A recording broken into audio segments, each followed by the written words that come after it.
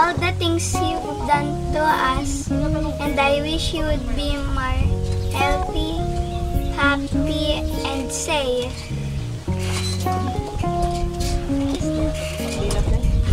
And I love you. Good. Kay Daddy, salamat lagi di sa sakripisyong kanyami. Adatoy kami lang para kanyam. Rugrug yan ang tadatay parkan. Supsuportaran da kalata. Kananayon. We love you. Iba aking katikinapun at malagip talaga ni Arlan. Nakasinsip kong ubing-piman at liyawan at militarin, naglako pa.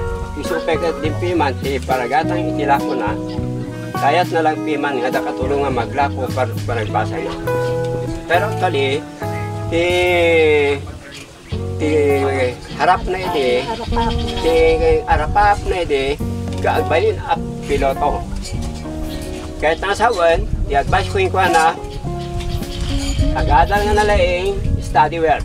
Then, sumunod ka soldado, hanak tultuladan as Philippine Army, pero ang PMA graduate, then tumapan ti Philippine Air Force, santo ang piloto ijay, santo mapan iti private pilot. Ijay at ikuha na magpiman. Yun pa man siya ko, malagitan ako, nakasingsing ko nga ubing. Amin nga ibaga ko, wun mama, awan saan. Palakpak lang. Palakpak ko lang, hindi, umay gawid ti balay mi. Iso nga agyam-yaman na kinapo Diyos, tani ako Diyos ko nasingpon nga talaga. Natulungan na ti bawat tao nga agad kararaging kwa na. Amom edi nag-PMA tay anak ko nga Arlan. Kasta unay nga kibay barukong ko dya makaturturog anak ko. Mundin after graduation, kasta lang nagloryaan kasi nakagraduarte anak ko nga hapin nga PMA. So din napanti kinapiluto na. Yaman na kinapo Diyos, tayo din na disgrasya ni Amana.